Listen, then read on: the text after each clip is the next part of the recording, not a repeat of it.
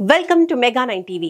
8 రోజుల మిషన్ లో భాగంగా అంతరిక్షానికి వెళ్లిన భారత సంతతికి చెందిన నాసా ఆస్ట్రోనాట్ సునీత విలియమ్స్ 8 నెలలు కావస్తున్నా ఇంకా భూమి మీదకు అడుగు పెట్టలేదు. రీసెంట్ గా తాను నడవటం మర్చిపోయానని సునీత చెప్పడంతో ఆమె హెల్త్ పై అందరిలో ఆందోళన మొదలైంది. ఆమె సురక్షితంగా భూమి మీదకు వస్తారా లేదా అనే అనుమానాలు వ్యక్తమవుతున్న తరుణంలో నాసా ఓ గుడ్ న్యూస్ షేర్ చేసింది.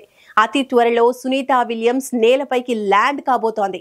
ఆమెతో పాటు స్పేస్ కి వెళ్లిన మరో వ్యోమగామి బుచ్ విల్మోర్ కూడా తిరిగి భూమి మీదకు రాబోతున్నారు. అందుకోసం నాసా స్పేస్ ఎక్స్ కు చెందిన ఓ అంతరిక్ష నౌకను పంపించబోతోంది. వీరి తిరుగు పయనం డేట్ కూడా ఫిక్స్ అయింది. మరి సునీత భూమి మీదకు ఎప్పుడొస్తారు? ఈసారైనా మిషన్ కంప్లీట్ అవుతుందా? నాసా ఎలాంటి జాగ్రత్తలు తీసుకుంటోంది? Let's watch the story. America అంతరిక్ష పరిశోధన కేంద్రం నాసా 8 రోజుల మిషన్ లో భాగంగా సునీత విలియమ్స్, బుచ్ విల్మోర్లను స్పేస్ లోకి పంపింది. గత ఏడాది జూన్ 6న బోయింగ్ స్టార్ లైనర్ క్యాప్సుల్లో అంతరిక్ష కేంద్రానికి వెళ్లిన వీరిద్దరూ వాస్తవానికి జూన్ 14న భూమి మీదకి తిరిగి రావాల్సి ఉంది. అయితే స్పేస్ షిప్ లో హీలియం లీకేజ్ కారణంగా టెక్నికల్ ఇష్యూస్ ఎదురయ్యాయి. దాంతో వారు 8 నెలలుగా స్పేస్ లోనే చిక్కుకుపోయారు. వారిని ఎలాగైనా తిరిగి భూమిపైకి తీసుకురావాలని నాసా విశ్వ ప్రయత్నాలు చేస్తోంది. ఈ క్రమంలోనే రెండోసారి అమెరికా అధ్యక్షుడిగా ఎన్నికైన డొనాల్డ్ ట్రంప్ విలియమ్స్, విల్మోరలను భూమిపైకి వీలైనంత త్వరగా తీసుకువచ్చే బాధ్యతను స్పేస్ ఎక్స్ అధినేత ఎలన్ మస్క్ కు అప్పగించారు. ఎలన్ మస్క్ ఈ మిషన్ ను చాలా ప్రెస్టీజియస్ గా తీసుకున్నారు. సునీత, విల్మోర్ ను సేఫ్ గా తీసుకువచ్చేందుకు అన్ని జాగ్రత్తలు తీసుకుంటున్నారు.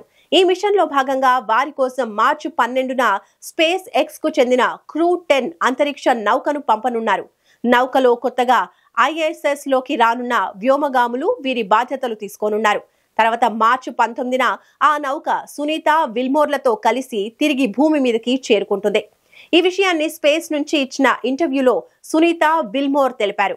దీంతో దాదాపు 8 నెలల సుదీర్ఘ కాలం నిరీక్షణ అనంతరం ఇంటర్నేషనల్ స్పేస్ సెంటర్ లో ఉన్న విలియమ్స్, విల్మోర్ భూమికి తిరిగి రానున్నారు. అయితే 8 నెలల పాటు జీరో గ్రావిటీలో ఉన్న వీరికి భూమి మీదకు వచ్చిన తర్వాత సమస్యలు తప్పవని తెలుస్తోంది.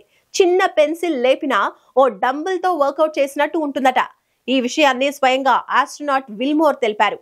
గ్రావిటీలో చాలా ఇబ్బందిగా అనిపిస్తుందని, భూమి పరిస్థితులకు సర్దుకుపోయే క్రమంలో ఎంతో అసౌకర్యంగా ఉంటుందని చెప్పారు. వాస్తవానికి ఒక వ్యోమగామి అంతరిక్షంలోకి వెళ్లిన వెంటనే శరీరం స్పేస్ ఎనీమియాకు గురవుతుందని నాసా నివేదిక చెబుతోంది. ఎక్కువ కాలం అంతరిక్షంలో ఉండటం కూడా ఆస్ట్రోనాట్ ఆరోగ్యంపై ప్రభావం చూపుతుంది. మైక్రో గ్రావిటీ పరిస్థితుల్లో ఎర్ర రక్త కణాలను నాశనం చేయటం ద్వారా శరీరం ఆక్సిజన్ అవసరాలను తగ్గించుకుంటుంది. దీనివల్ల నిస్సత్తువ, అలసట, శారీరక, మానసిక పనితీరు మారటం వంటి లక్షణాలు కనిపించవచ్చు. ఎముకల సాంద్రత తగ్గుతుంది. గుండె పనితీరు కూడా దెబ్బతినే అవకాశం ఉంది.